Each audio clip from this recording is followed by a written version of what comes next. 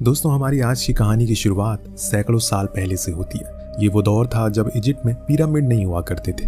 वहाँ के लोग बाकी दुनिया की तरह कबीलों में रहा करते थे। उनके बीच आपसी खुशहाली थी, लेकिन उनकी ये खुशहाली ज्यादा दिनों तक नहीं टिकती। एक रोज पूर्व की तरफ से आ रहे खतरनाक कबीले ने उन पर हमला शुरू किया और देखते ही देखते आधे से ज्यादा आबादी पर उनका कब्जा हो गया। इस कबीले का सरदार का नाम था मेमनन, जो पूरे विश्व में राज करना चाहता है और ये सब कुछ वो अपनी जादूगरनी कैसेंड्रा के जरिए हासिल करना चाहता है। दरअसल दोस्तों, कैसेंड्रा एक बहुत ही ताकतवर जादूगरनी है।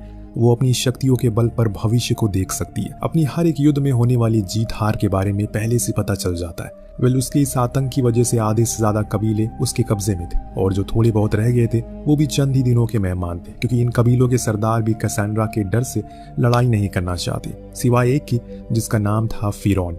हम देखते हैं कि शाम में फिरौन बाकी के कबीलों के साथ मीटिंग करता है और कैसेंड्रा को मारने के लिए और हाल ही में मेमनन के हाथों तबाह हुए अकाडियंस के 3 जाबाज योद्धाओं को बुलाता है। उन्हें यह काम खत्म करने के लिए बेशकीमती पत्थर भी देता है। इन्हीं योद्धाओं में से एक था मैथियस, जिसकी बहादुरी के चर्चे हर तरफ मशहूर थे। वो ये काम अपने सौतेले भाई जेसप और उसके दोस्त रामा के हाथों को अंजाम देने वाला था। इसके बाद मैथियस अपने साथियों के साथ इस जगह पर पहुंच जाता है जहां पर मेमनन की सेना रुकी थी, परंतु बदकिस्मती से जैसे ही ये कबीले में दाखिल होते हैं, मेमनन की सेना इन्हें देख लेती है और उल्टा इन पर हमला करना शुरू करती है, जिसमें सबसे पहले वो लोग रामा को मौत के घाट उतारते हैं और फिर जेसप को बंदी बनाकर मैथियस के पीछे लग जाते हैं।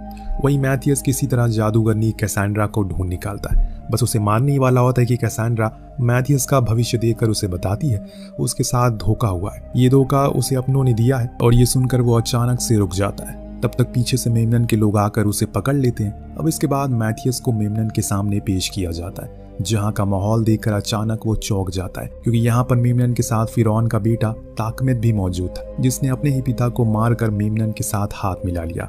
यहाँ तक कि उन लोगों की मुखबरी भी ताकमित ने ही की थी और इससे भी बड़ा झटका उसे तब लगता है जब मेमनन उसकी आंखों के सामने उसके भाई जेसप को मार देता है और अब बारी थी उसकी। वो बस उसे शिकार बनाने ही वाला था कि तभी कैसेंड्रा आकर उसे रोक लेती है और कहती है, इस आदमी के साथ कोई बहुत ही बुरी चीज जुड़ी हुई है। अगर हमने इसे मारा तो हम पर मुसीबतों का बादल फट जाएगा, सारी जीत हार में बदल जाएगी और देखते ही देखते सब कुछ बर्बाद हो जाएगा। कैसेंड्रा की बातें सुनकर मेमनन रुक जाता है। उसे मारने के लिए एक नई तरकीब निकालता है, जिसके बाद हम सुबह मैथियस को खाली बड़े बीच मैदान में आर्पिड नाम के घोड़े के छोर के साथ गड़ा हुआ पाते हैं। तो असल में यह मैदान आदमखोर चींटियों से भरा पड़ा था। चींटियां इतनी खतरनाक होती है कि मिनटों में किसी को समाप्त कर सकती है। ऐसे में एक सिपाही आकर चारों तरफ धुआं कर देता है। सारी चींटियां गुस्से में आकर बिल से भागने लगती हैं, लेकिन इससे पहले वो मैथियस का कुछ बिगाड़ पाती तभी आर्पिड खुद को किसी तरह छुड़ा लेता है। फिर मैथियस को भी वहां से निकालने में मदद करता है। कुछ इस तरह से इन दोनों की दोस्ती हो जाती है, जिसके बाद अब वो दोनों एक साथ रहने लगे थे। उधर दूसरी तरफ मेमनन कैसेंड्रा से पूछता है कि अब उसे किस राज्य पर हमला करना चाहिए, जो देख कैसेंड्रा उसे खून खराबा छोड़ने के लिए कहती है, क्योंकि अब उनके पास काफी कबीले हो चुके हैं जिसे संभाल पाना वाकई काफी मुश्किल था। लेकिन मेमनन का कहाँ पेट भरने वाला था। वो पूरी दुनिया पर राज करना चाहता है ताकि कैसेंड्रा से अंत में शादी कर सके। इस पर वो उसे याद दिलाती है कि जिस दिन वो दोनों एक दूसरे के नजदीक आए उसी दिन उसकी सारी शक्तियां हमेशा के लिए खत्म हो जाएंगी। अब मेमनन उसे समझाते हुए कहता है, जिस दिन मैं पूरी दुनिया पर राज कर लूंगा उस दिन के बाद से तुम्हारी शक्तियों की मुझे कभी जरूरत नहीं पड़ेगी। अब उसकी ये बातें सुनकर कैसेंड्रा डर जाती है, क्योंकि वो ना तो उससे प्यार करती है ना ही उसके साथ रहना चाहती है।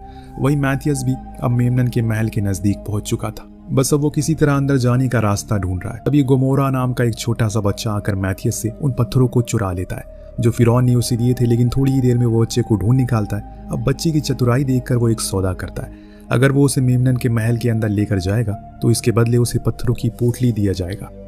ये सुनकर बच्चा मान जाता है और पलक झपकती शर्त के मुताबिक अपने हिस्से का पत्थर लेकर वो उसे खुफिया रास्ते से महल के अंदर पहुंचा देता है। रास्ते में उनकी मुलाकात फिलॉस नाम की एक बूढ़े व्यक्ति से होती है, जिसका काम मेमनन के लिए नए नए हथियार बनाना था।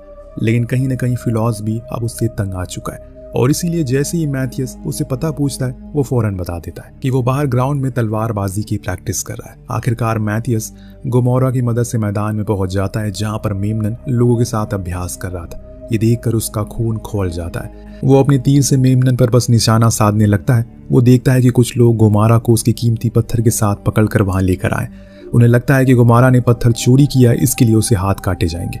अब बेचारा मैथियस बुरी तरह फंस चुका है। उसे समझ नहीं आता कि आखिर वो अपने दुश्मन को मारे या फिर उस बच्चे को बचाए। ऐसे में वो मासूम बच्चे को बचाने का फैसला करता है। सैनिकों पर हमला करने लगता है, जिससे चारों तरफ अफरा तफरी मच जाती है। अब मेमनन के लोग भी उसे देख लेते हैं और उस पर हमला करने लगते हैं। इन लोगों से बचते हुए वो सीधा एक कमरे में पहुंचता है जो किसी और का नहीं बल्कि कैसेंड्रा का था, जब वो नहा रही थी। अब मैथियस बिना समय गवाए उसे अगवा कर लेता है। दरअसल वो अच्छे से जानता है कि अब मेमनन तक पहुंचने की कड़ी कैसेंड्रा ही है, जिसका लापता होने की खबर सुनकर मेमनन भागा भागा उसके पीछे आएगा और फिर उसे मारकर अपने भाई का बदला लेगा।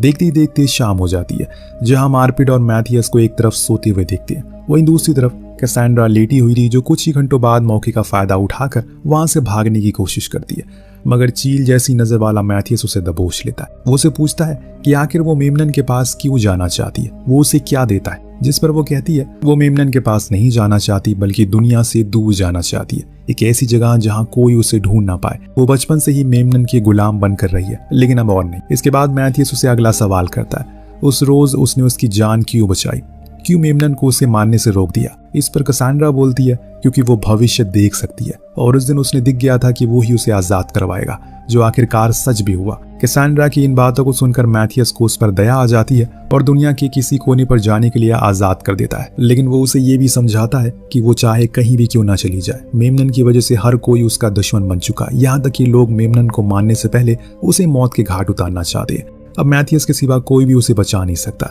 इसीलिए वो यहाँ से अपने आगे का सफर उसके साथ ही चलने का फैसला करती है। इसके बाद वो तीनों मौत की घाटी से होते हुए आगे निकलने लगते हैं। थोड़ी देर में उन्हें अपने पीछे किसी की होने का एहसास होता है और ये कोई और नहीं बल्कि मेमनन के लोग होते हैं, जो उनका पीछा करते करते यहाँ तक पहुँच गए थे।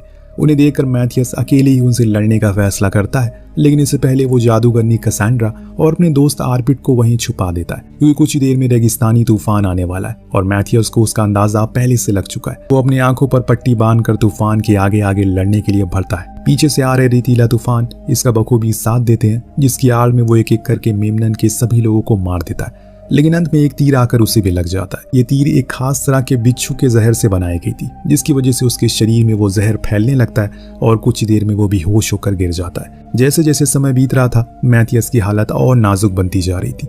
जहर ने उसके पूरे शरीर पर कब्जा कर लिया था और किसी भी वक्त उसकी मौत हो सकती है। लेकिन तभी कैसेंड्रा अपनी शक्तियों की मदद से उसके शरीर से वो सारा जहर निकाल कर उसे एक नई जिंदगी देती है। अगले रोज उसे आखिरकार होश आ ही जाता है। मेमनन का एक संदेशी कबूतर दिखाई देता है, तो उस कबूतर से मेमनन को यह खबर भेजता है कि उसके सारे लोग मर चुके हैं और अब बारी है उसकी।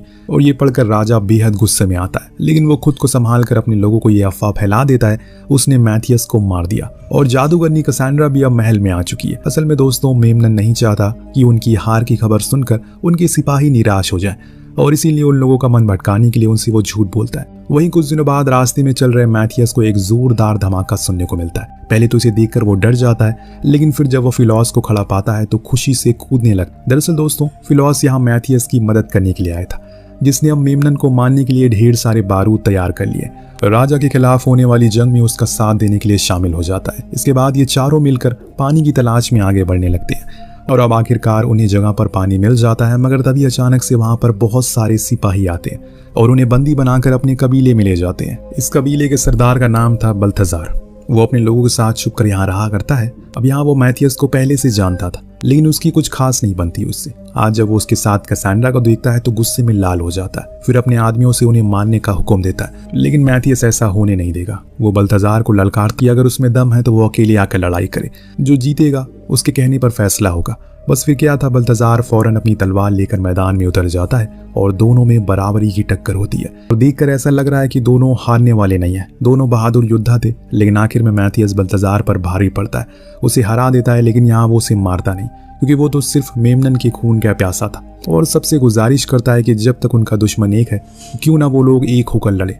बल्थजार को मैथियस की यह बात बहुत पसंद आती है और अब वो उन लोगों के साथ देने को तैयार हो जाता है, जिसके बाद कबीले के लोग उनका स्वागत करते हैं। उसी रात अचानक कैसेंड्रा को एक सपना आता है। कुछ ही देर बाद रात में जब सब लोग सो जाएंगे तो मेमनन के लोग यहाँ हमला करेंगे। यह हमला इतना भयानक होगा कि चारों तरफ से सिर्फ लाशें ही नजर आएंगी। वो भागकर ये बात सीधे जाकर मैथियस को बताती है, लेकिन मैथियस किस्मत की रेखा से ज्यादा अपने हाथों में दम पर विश्वास करता है। उसे इन सब चीजों पर बिल्कुल भी यकीन नहीं था। तभी कैसेंड्रा को फिर से भविष्य दिखाई देता है। इस बार वो ये देखती है कि जैसे ही मैथियस महल के अंदर दाखिल होगा उसे एक तीर लगेगी, जिससे उसकी मौत हो जाएगी। ये सब देखकर बेचारी कैसेंड्रा और भी ज्यादा डर जाती है। वो मैथियस को बार बार समझाने की कोशिश करती है, मगर वो उसकी एक नहीं सुनता और ना ही अब उसे मौत का कोई खौफ है। कैसेंड्रा की आंखों में अपने लिए प्यार देखकर मैथियस उसके काफी नजदीक आ जाता है। ये दोनों इतना करीब आ जाते हैं कि इसका अंदाजा किसी को ना था। यहाँ तक कि कैसेंड्रा को ये तक याद नहीं रहता कि उसने कितनी बड़ी गलती कर दी, क्योंकि अब उसकी शक्तियां समाप्त हो चुकी है। लेकिन फिर भी उसे इसका कोई मलाल नहीं था। आधी रात को वो मैथियस और बाकी मासूम कबीले वालों की जान बचाने के लिए खुद ही मेमनन के पास हवेली वापस जाने का फैसला करती है। और सुबह जब मैथियस को यह मालूम पड़ता है तो वो उसे बचाने के लिए अकेले ही महल की तरफ जाने लगता है, क्योंकि अब वो कैसेंड्रा से बेइंतहा प्यार करता है और एक भी पल उसे अब मेमनन के कैदी के रूप में देख नहीं सकता। लेकिन बल्तजार उसे अकेले वहां जाने से मना करता है। अपने लोगों के साथ कैसेंड्रा को बचाने के लिए वो निकल पड़ता है। वहीं महल में अगली जंग की तैयारी करते हुए मेमनन को देखते हैं। उसे उन लोगों की मिट्टी में मिलाने का सारा इंतजाम कर दिया था। उसके हर एक सिपाही की आंख में अलग सी चमक थी। बस जंग की आगाज करने से पहले वो सभी एक बार कैसेंड्रा को देखना चाहते थे, क्योंकि ये कैसेंड्रा ही थी जो उन्हें जाने से पहले जीत का आशीर्वाद देती थी। देखते ही देखते सभी सिपाही मेमनन से कैसेंड्रा से मिलवाने की जिद करने लगते हैं, जिस पर उसके पास कोई जवाब नहीं होता। इसीलिए उन्हें बीमारी का बहाना बताकर मामले को खत्म करने की कोशिश करता है। लेकिन तभी वहां हम कैसेंड्रा को देखते हैं।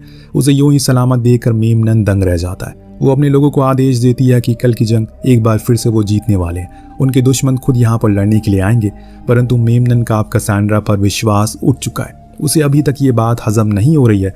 आखिर इतनी बड़ी जादूगरनी अपने अगवा होने के भविष्य को क्यों नहीं देख पाई। उसे अब कहीं ना कहीं उस पर शक हो रहा है कि कैसेंड्रा ने अपनी शक्तियां खो दी है। वह अपनी इसी शक को दूर करने के लिए वो उसे कमरे में लेकर जाता है, जिसमें 6 घड़ों को मंगवाता है। इनमें से 4 में से जहरीले सांप रखे थे और अब वो उसे खाली घड़े में हाथ डालने को कहता है। मगर जादूगरनी कैसेंड्रा उस घड़े में हाथ डालती है जिसमें सांप होता है, लेकिन वो उससे डरती नहीं, बल्कि सांप को अपने हाथों से निकालकर सीधा मेमनन के सामने रखते हुए जोर से चिल्लाते हुए कहती है, तुम्हारी मौत नजदीक आ चुकी है। और ये सुनकर मेमनन का खून खौल जाता है। वो कैसेंड्रा की जान लेने के लिए जैसे ही अपनी तलवार निकालता है, तब तक यहाँ पर मैथियस और इसकी सेना आ जाती है। अब एक तरफ यहाँ मैथियस और मेमनन आमने सामने होते हैं, तो वहीं दूसरी तरफ बाहर सरदार फिरौन का बेटा गद्दार टैकमिट और बल्तजार को मारने के लिए आगे बढ़ता है। मिनटों में वो बल्तजार की तलवार का शिकार हो जाता है। वहीं दूसरी तरफ मैथियस और मेमनन में घमासान युद्ध हो रहा था। फिर यूं कहें कि मैथियस अपने दुश्मन पर भारी पड़ रहा था। इसी दौरान मेमनन बेहद चालाकी से उस पर चिंगारी फेंकता है, जिससे मैथियस कुछ देर के लिए दिखाई नहीं देता और वो लड़खड़ाते हुए नीचे गिर जाता है। इतने में अचानक कैसेंड्रा की नजर सामने से आ रही एक सिपाही पर पड़ती है, जिसके तीर का निशाना मैथियस था। कैसेंड्रा उसे बचाने की कोशिश करती है, मगर ना चाहकर भी वो तीर आकर मैथियस की पीठ पर लग जाता है। ये वही खतरनाक दृश्य था जिसे बीती रात कैसेंड्रा ने सपने में देखा था। मैथियस को जख्मी देकर वो सिपाही को वहीं उसी तलवार से गुस्से में मार देती है। इस दौरान दर्द में बेहाल मैथियस के सामने एक धनुष नजर आती है। वो किसी तरह उठाकर पीठ में वार कर गई, उस तीर को शरीर से निकालती है और फिर सामने खड़े मेमनन का खात्मा उसी तीर से कर देता है। सीने पर लगा ये वार इतना जबरदस्त था, मेमनन को जरा सा भी संभलने का वक्त नहीं मिलता। नीचे फिलस द्वारा लगाए गए बारूद की चपेट में आकर वो वहीं जलकर खाक हो जाता है, जिससे उसकी मौत हो जाती है। और अब मैथियस उन लोगों का नया राजा था। सभी कबीले वाले झुककर उसके सामने उसे सलाम करते हैं। अगली सुबह मैथियस खुशी खुशी बल्तजार और उनके लोगों को अलविदा कह रहा था। सब बेहद खुश थे। तभी वहां कैसेंड्रा आती है। वो मैथियस को बताती है कि अब ये राज पूरी दुनिया में फैलेगा, हर तरफ शांति और खुशहाली होगी। अब मैथियस ये सुनकर थोड़ा चौंक जाता है। उसे पूछता है कि तुम तो भविष्य नहीं देख सकती, तो फिर आखिर ये सब कैसे कह रही हो। जिस पर कैसेंड्रा उसे कहती है कि मैंने तो बस ये झूठ मेमनन को खुद से दूर रखने के लिए फैलाया था, ताकि वो मेरे साथ दरिंदगी ना करे। और ये सुनकर मैथियस कैसेंड्रा को अपने सीने से लगा लेता है। उसके साथ ही हमारी ये कहानी यहीं पर समाप्त हो जाती है। वेल, आपको कहानी कैसी लगी हमें कमेंट करके जरूर बताइएगा। मिलते हैं अगली वीडियो में।